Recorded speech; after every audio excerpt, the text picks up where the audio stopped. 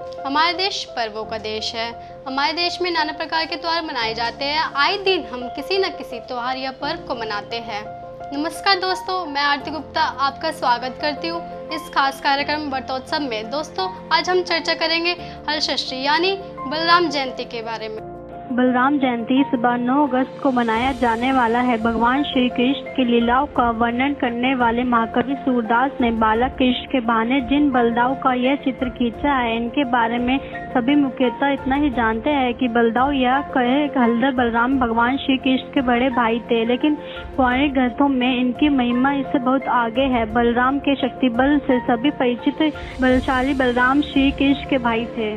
यह मान्यता है कि भगवान विष्णु ने जब जब अवतार लिया, उनके साथ शेषनाग ने भी अवतार लेकर उनकी सेवा की। इस तरह बलराम को भी शेषनाग का अवतार माना जाता है। लेकिन बलराम के विवाह का शेषनाग से क्या नाता है, यह भी आपको बताते हैं। दरअसल गर्ग संहिता के अनुसार इनकी पत्नी रेवती की एक कहानी मिलती है, जिसके अनुसार पूर्व जन्म में रेवती पृथ्वी के राजा मनु की पुत्री थी, जिनका नाम था ज्योतिषमती। एक दिन मनु ने अपनी बेटी से वर के बारे में पूछा कि उसे कैसा वर चाहिए। इस पर ज्योतिषमती बोली, जो पृथ्वी पर सबसे शक्तिशाली हो। अब मनु ने बेटी की इच्छा इंद्र के सामने प्रकट करते हुए पूछा कि सबसे शक्तिशाली कौन है, तो इंद्र का जवाब था कि वायु ही सबसे ताकतवर हो सकते हैं। लेकिन वायु ने अपने को कमजोर बताते हुए पर्वत को खुद से बलशाली बताया। फिर वह पर्वत के पास पहुंचे तो पर्वत ने पृथ्वी का नाम लिया और धरती से फिर बात शेषनाग तक पहुंची। फिर शेषनाग को पति के रूप में पाने के लिए ज्योतिषमती ब्रह्मा जी के तप से लीन हो गई।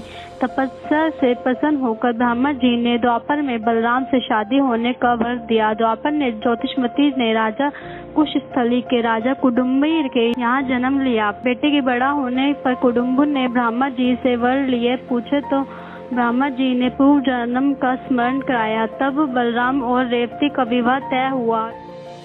लेकिन एक दिक्कत अब भी थी, वह यह कि पाताल लोक की होने के कारण रेवती कद काठी में बहुत लंबी चौड़ी दिखती थी। पृथ्वी लोक के सामान्य मनुष्यों के सामने तो वह दानव नजर आती है, लेकिन हलधर ने अपने हल से रेवती के आकार को सामान्य कर दिया, जिसके बाद उन्होंने सुखपूर्वक जीवन व्यतीत किया। भाद्रपद माह के कृष्ण पक्ष की षष्ठी बलराम जयंती के रूप में देश भर से मनाई जाती है। धार्मिक ग्रंथों के अनुसार मान्यता है कि इस दिन भगवान शेषनाग ने द्वापर युग में भगवान श्री कृष्ण के बड़े भाई के रूप में अवतरित हुए थे। इस पर्व को हलषष्ठी एवं हर छठ के नाम से भी जाना जाता है। जैसा कि मान्यता है कि बलराम जी का मुख्य शस्त्र हल और मसूल है, जिस कारण इन्हें हलधर कहा जाता है। इन्हीं के नाम पर इस पर्व को हलषष्ठी के भी कहा जाता है। इस दिन बिना चले धरती पे पैदा होने वाले अन्न, शाक भाजी आदि खाने का विशेष महत्व माना जाता है। गाय के दूध व दही के सेवन को भी इस दिन वर्जित माना जाता है। साथ ही संतान प्राप्ति के लिए विवाहिताएं व्रत भी रखती है। तो दोस्तों, ये तो थी बात हलषष्ठी यानी बलराम जयंती के बारे में।